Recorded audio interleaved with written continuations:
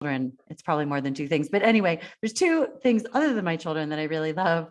One is politics and the other one is music. And I am so excited because I got to have an amazing conversation earlier this week with Joy Aladakun, who is an incredible rising star. And we'll be posting that interview soon on my Twitter account and on Instagram, et cetera. So keep an eye out for that. It's a holiday week, so it's kind of hard to get people to edit videos for me this week, but I promise it's coming. And it was a great interview. But I am so excited that now I get to do it again, an even more exciting one for me. And I get to talk to the amazing Amy Ray, founder of the Indigo Girls. And I'm going to gush and fangirl, and then we're going to have this great conversation with her. Many people know, of course, the Indigo Girls, just one of the most iconic and extraordinary musical duos of the last, 30 years. They've been playing together a long time, which we'll talk about. Amy met Emily Saliers, her co-artist in Indigo Girls, when they were in college at Emory University, and formed the Indigo Girls and have been making just unbelievable music ever since. And they're having this kind of magical renaissance too. I mean, they never actually went anywhere. They've been playing together for so long, but now they've been touring like crazy. And it's just so awesome to get to see them play. I had the privilege of seeing them literally my last live musical performance that I got to go to before the pandemic. And it was so special. And I saw them play at Town Hall, and I sang at absolutely the top of my lungs. I completely embarrassed myself. And that's according to the guy that I was there with. So we have it on authority that I really embarrassed myself. But Amy is such an interesting person because aside from being a musical genius, and we're going to talk more about that, she's also an incredible activist and co-founded an incredibly important organization called Honor the Earth that she co-founded with Winona LaDuke. And their mission is to create awareness and support for Native American environmental issues and to develop needed financial and political resources for the survival of sustainable Native American communities. And so we're going to talk about that. Amy, it's so great to have you. Welcome to the show. Thanks for coming on. I'm honored to be here. I'm totally honored. Thanks for having me. So are you playing somewhere for New Year's, or are you getting a little break? Because it feels like you guys literally do, what do you do, 1 million shows a year? I mean, you're the most tireless artists out there. We're working musicians, is what we always say, Yeah, we're playing for New Year's. Well, actually, it's awesome to play on New Year's. I bet. And we are doing some shows with the Atlanta Symphony Orchestra. So we're doing a show tomorrow, and then we're doing a show New Year's Eve. And it should be really fun, hometown show. All that family comes, it's a good time. It was canceled last season, so this is our makeup show. Oh, that's so beautiful. Oh, I wish I could be there for that. I will try to catch it on your social somewhere. I'm sure somebody will post something somewhere so that I can catch a few minutes of it. So tell me a little bit about the evolution of the Indigo Girls. I mean, for me, your music, it is to me sort of defining music of my youth. I mean, when your first albums came out, I mean, it was literally all we could listen to. I had my best friend Kim and I tried very hard to replicate your harmonies. We butchered it, I won't lie, but we sang a lot of Indigo Girls at school concerts, etc. But it's so deeply meaningful to an entire generation of people. And what does it feel like to have been doing this for as long as you have? You have these incredible songs that people know, that they sing every word to, and yet you're still making new music all the time. It's just like an incredible body of work. So do you ever get tired of it? You can't get tired of it. I mean, I get tired of packing and unpacking a suitcase, maybe, and things like that. And I miss my home when I'm away, and my daughter, she's 9, and my partner, Carrie, I miss them, and I miss my friends and my family. And, and that's the only drawback, honestly, is that you just miss these things and people these events and these rituals that you have your whole life. Emily and I have been traveling since we were really 19 years old. Wow. And so, we've missed a lot of weddings and funerals and births and all those kind of things that you are part of the steps of life, I guess, in a way. But our family and friends, though, have been, super forgiving all the time. And really, we started when we were in high school. We went away to separate colleges briefly and then came back together at Emory University in Atlanta. And we were playing cover songs. We were Hmm. playing at the bars, just the college bars, and then, Hmm. and on campus. And then we started doing more original music, and Emily had already started writing quite a bit. So she's always been ahead of the curve for me musically, but, Hmm. but it was really like the most organic way you can grow. And I think that that's why we've managed to do it for this long, honestly, is because we started when we were so young.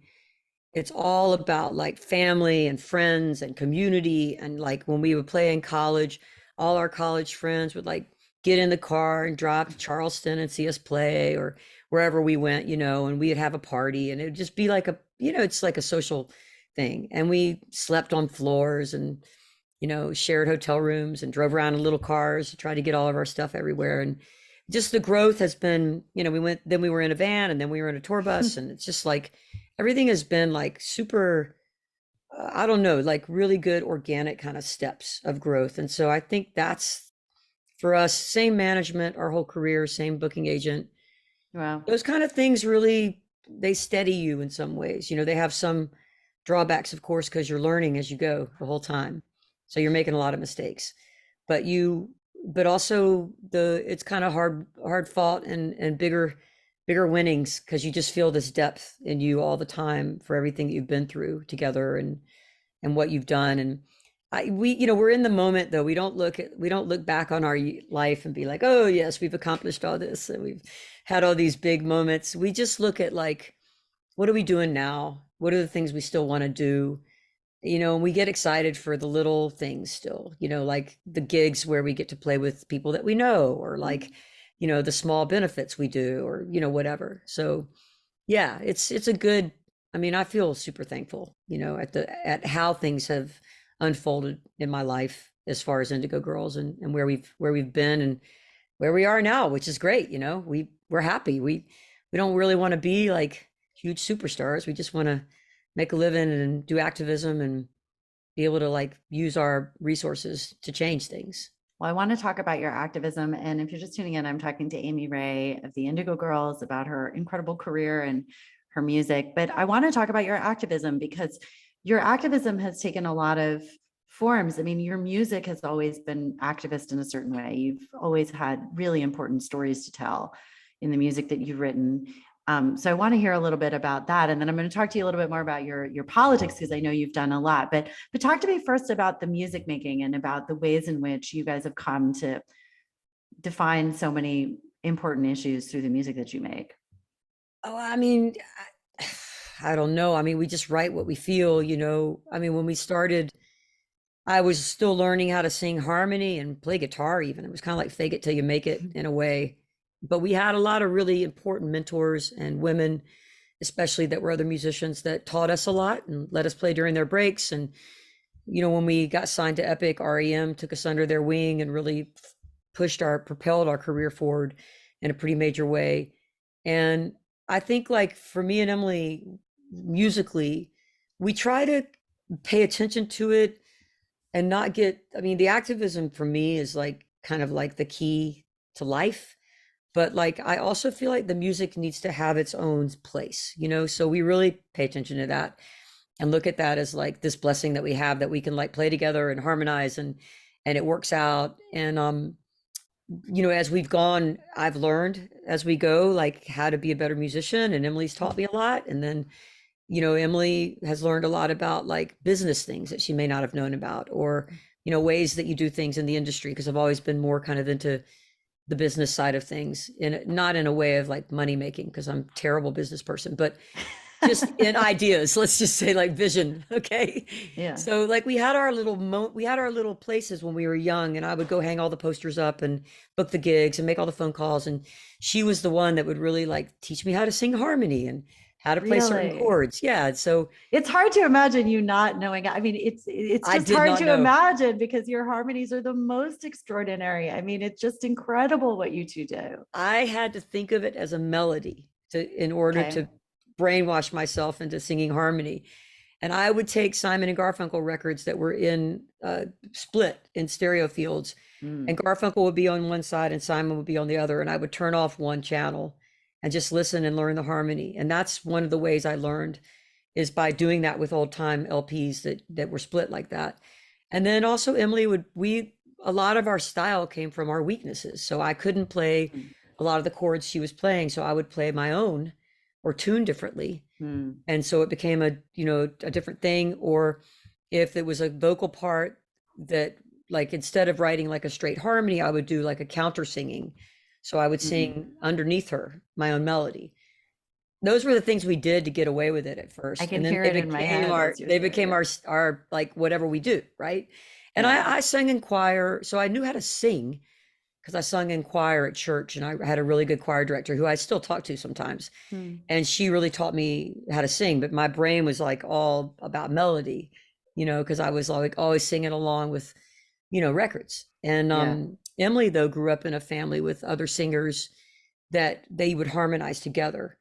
My sister, my older sister, is a great singer, but she sings a different kind of music and much more difficult than what I sing. Mm.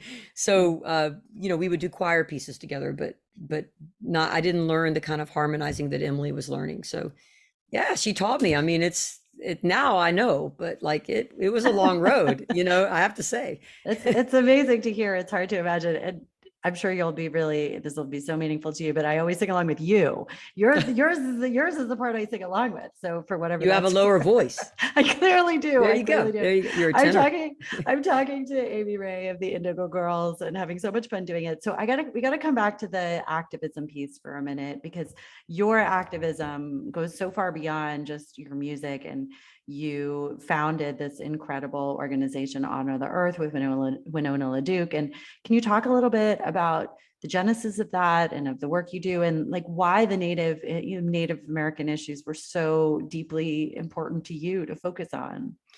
Yeah, I mean, when we started playing in high school, even we both had families that believed in like tithing back to the community, giving a percentage of your time or resources. So we both were set up for like doing like benefits, and we would do homeless shelters, a lot of HIV stuff when we were young. And then we started getting into some environmental stuff, which was like more like Greenpeace and, you know, uh, more mainstream, I guess. I mean, Greenpeace is pretty cutting edge now. And so is like Sierra Club, like organizations like that. But we were doing Earth Day shows, and we went to one that Winona LaDuke spoke at up in Boston.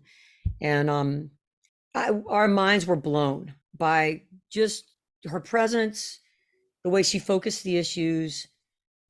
I just was like, all of a sudden, Emily and I were like both having that click kind of moment, and we were like, that's the environmental work we want to do. It not because we want to be Indian or we, feel some kind of co-opting of the spirituality or something. It was more like this is a lens to see environmental work through that to me felt effective, appropriate, um, true change, I guess. And so like she was working with groups that would change, set precedent for like corporate responsibility or legislative changes. And a lot of the stuff was done kind of under the radar because no one ever heard anything about what Indians were doing, right? So we just believed in this grassroots style of working with native led organizations. So we started Honor the Earth, and it's been going ever since. And basically what we do is we raise money and we give it to small grants to native led organizations. And we also have issues that we specifically work on, like programming. And I mean, the organization is huge now. There's an arm of it that does like land back type stuff where they buy land back. They have a solar panel factory. They have farming, all this stuff. They have the granting wing. It's about 3 or 4 different wings of the same org, but Winona is still our ED, and she's transitioning out soon. And we're getting, a whole new kind of look, staff and kind of thing. But she's still in Honor the Earth, but she's going to lead a different wing of it. So it's gotten so big, honestly, from where it started. I mean, it was just the Indigenous Women's Network and the Indigenous Environmental Network and us and Winona and the Seventh Generation Fund, just board members, all native, going to little areas and doing things like talking about nuclear waste or talking about salmon and dams on the Columbia River, or going up to Cordova and talking about the Exxon Valdez oil spill and how the money should be spent, and just supporting native voices, or going down to Seminole territory in Florida, the independent Seminoles, and just their traditional housing was was against the law, things like that. Or we would Mm. go work on with another community of color on maybe a nuclear waste issue, like the folks that do the laundry at the Savannah River nuclear plant.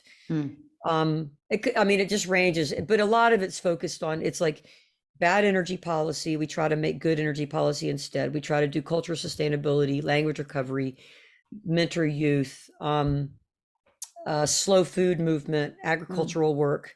It's, it's like Winona is kind of like this genius, like savant person who can do a million things at once. And so we've learned everything from her and from that organization and from the Indian leaders and the women specifically in the Indigenous Women's Network that mentored us. They really, they're still my elders, and a lot of them have passed away and had big losses for me. But like the ones that are left, I counsel with all the time. I go see them and take long walks and get my stuff straight, That's amazing. and get lectured.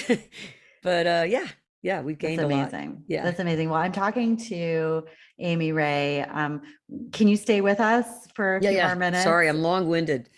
No, not at all. No, I want you to stay with us. And Yeah, it's such a joy. We're going to take a quick break and then we're going to come back. This is Lauren Leader and I'm talking to Amy Ray of the Indigo Girls. We get to be a ripple in the water. We get to be a rock that's thrown. We get to be a boy on the bridge, standing over the reservoir.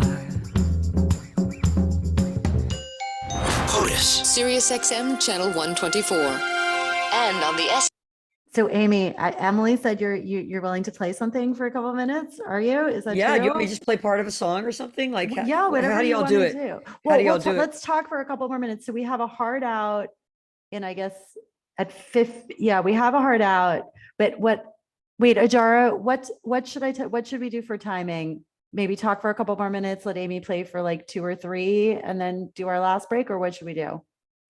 So this is actually our last break. So after this, we're going to go just straight to the top of the hour. So we're going to. Okay, so we have till I 58. don't have to play. Yes. No, I want you to. Okay, you could fade out on me or something. Fade That's out what we on- were sort of on me thinking. playing, So maybe yeah. we'll try Yeah, to that do could it at like 54, 55, have her play.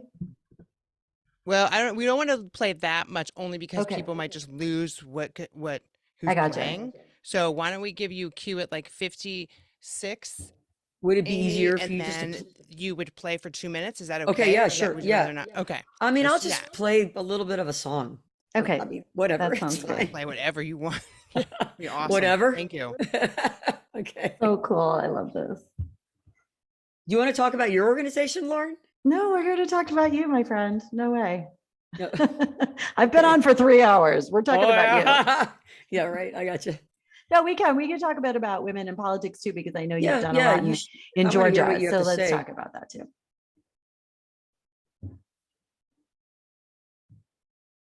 One minute. Emily Lichter's being so quiet. Yeah, she's jumping out of her skin over there. Wait, I haven't been looking at my phone. Has she been texting me? I don't know. I haven't looked at mine either. And Tanner's being patient. Oh No. yeah, she is texting. Yeah, It's good. We're all good. She's, Okay, we're uh, coming back. Hold on. yeah. 30 seconds.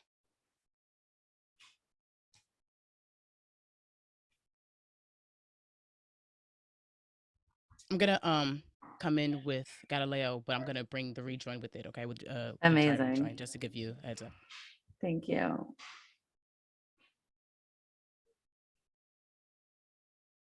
10 seconds.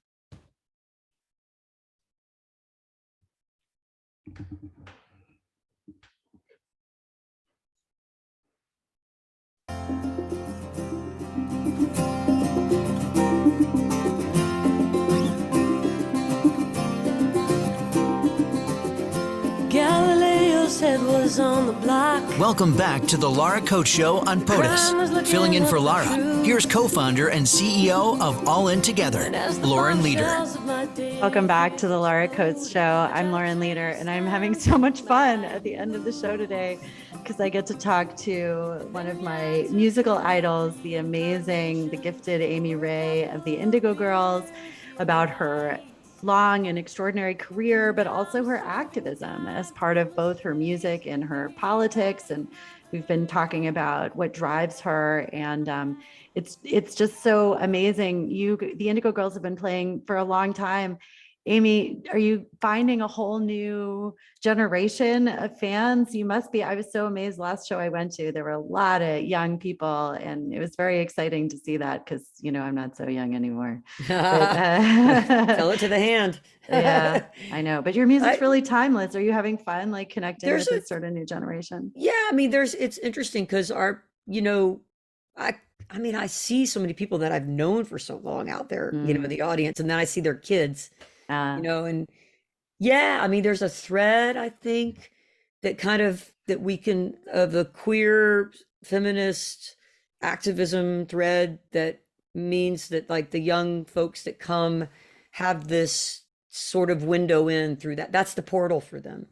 It's not really about the music at first, I think, for those guys. I think it's like, I feel safe here, because we've noticed I've noticed, I don't know why, but I've made eye contact more with more trans people in our audience too, and more trans groups that come and say, like, can we say hello afterwards, or, groups of activists or whatever. So, and also I think like there's a certain time now where people, at the same time that you need safe spaces, you also feel there's more language and articulation of what we're going through, and you feel okay to say, hey, I'm an Indigo Girl fan.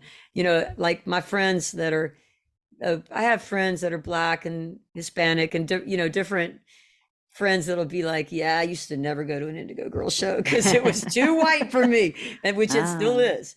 But I think like, there's more of and a lot of guys used to say they wouldn't come. That's kind of changed. Their loss. I've noticed more men. I've noticed more, more queer people, more trans people, more people of color. Just it's almost like you don't have to be in the closet about liking the music anymore, which is for us nice, but also like it just means the world is opening up. So at the same time, everything feels so under threat. There's a lot of things opening up too, which is hopeful, all the time for me. You guys are a very Georgia centric band. You've been very involved in Georgia politics, and of course, the young people in Georgia turned out in big numbers in this last election. Your thoughts on Georgia politics and all things, because I know you've been following it closely. I mean, I was so bummed that Stacey Abrams lost. I'm devoted to her, so I was bummed about that. But I was very happy about the turnout with young people, especially because I never could quite understand why right before the election so many pundits were like down on them. I mean, even on like my favorite shows that are more like like NPR and PBS type stuff, there was a lot of talk about the numbers being down for how many young people were going to vote. But I was like, I actually don't think that's right. Yeah. Like I think they're going to turn out, but I think there was a sense that they didn't have anything to vote for, maybe, like, or they had been let down over and over again. But, and also like, think about it. Like you're in your 20s and like you have shootings and like, racism and homophobia and all these new laws. And you're just like, what have the adults done for us? Nothing. We've just let them down time and time again, all our leaders. So I feel like, to have them come out and to have so many really cool, like young and upcoming people win, like that guy in Florida, that Maxwell. Whoa, Maxwell. amazing guy, right? That gives me so much hope. And I knew the young people were going to get out there because they're kind of like, they're spearheading all the movements right now, I love to that. me. So Amy, you're getting lots of super fans that are calling into the show. I think we have time maybe for one. I think there's a couple that called in. Seth, can we hear from the super fans? I think it's a couple in Florida that are like just freaking out that you're on the show right now, Amy. Really? They're on. Yeah. Hi, this is Lauren. You're welcome to the Laura Coates Show. Hi, it's so exciting to talk to you. We've been listening to you since actually before we met, and we've been married now for over 20 years. So this is really exciting to hear you speak. And I grew up listening to you when I lived in Canada when I was 20 years old, and I'm over 50 now. So it's super exciting to hear you. Aw, Thank you so much. As a guitar player, I gotta tell you, because of you guys, I learned so much more. And it mm, was you guys. It was, I mean, I already knew the basics, but there was so many intricacies that playing what you guys played made me grow so much more. aw. And I figured it on my own. I mean, we didn't have YouTube back then. Yeah. So I just by listening and listening and listening, we grew together. I mean, my wife and I, we both sang your songs and we played them and you know, our daughters love them now, and it's Love just that. great. It's awesome to hear you, and we love to see when you're out there politically, you know, involved, and the causes that you're involved is great. 3 minutes. Kevin Thank and you so Kathy, much. that's so nice. That's Kevin and Kathy from Florida. And apparently we Thank have you. also someone's absolutely dying to talk to you, Mark from North Carolina, who's an absolute Yep. super fan. You have male fans, see? You do, Amy. Mark, what do you want to say to Amy Ray on this almost end of 2022? I'm sitting here like I'm such a longtime fan of you guys. I started listening to you when I was 16, when your first album came out. Huge impact on my life. Introduced me to activism in a whole new world. I grew up in a little place called Cape Hatteras, North Carolina. Where I'm getting at, I took my 16-year-old daughter to see you guys at DPAC in Durham this past year. She was 16. And it started that whole cycle and that interest in her again. And it's so awesome. And I just love you guys. And you meant so much to me in my life and your music. And now my daughter, she's wearing your sweatshirt now, and she doesn't even know that I'm talking to you. So her name is Lucy. And thank you for everything just beyond music that you guys do. Mark, Thank thanks you. for calling in. Thank That's you, so Mark. nice. Thank you. That's so sweet. I love All that right, story. we have just like a minute left though, because we got to give all your fans a second to hear you sing. Amy, are you willing to grace our airwaves with your magical voice? Oh, yeah. Let's see how magical it'll be. All right, this is Amy Ray of the Indigo Girls, who's taken us into the new year.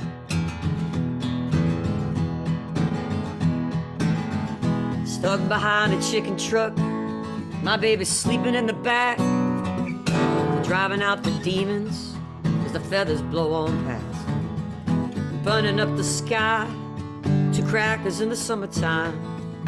Dwelling on a cage while life flies by. Roll, Jordan, roll. Roll, Jordan, roll. Roll, Jordan, roll. Jackson, all the way to that Mississippi town where Medgar Evers haunts me. I swear he follows me around. I saw him riding with Christ Calvary and the horses and the hounds singing, "Joy is thy victory," at the revival picnic ground. And death, where's thy sting to be found?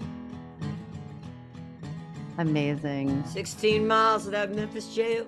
This is Lauren Leader. This is the Laura Coates Show, and we're listening to Amy Ray of the Indigo Girls, taking us in to the new year. Thank you so much for listening, and thanks to Amy for being part of the Laura Coates Show. I'm Lauren Leader.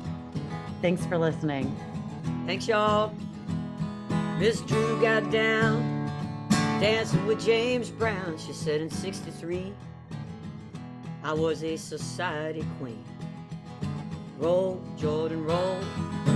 Roll, Jordan, roll. Papa's got a brand new bag.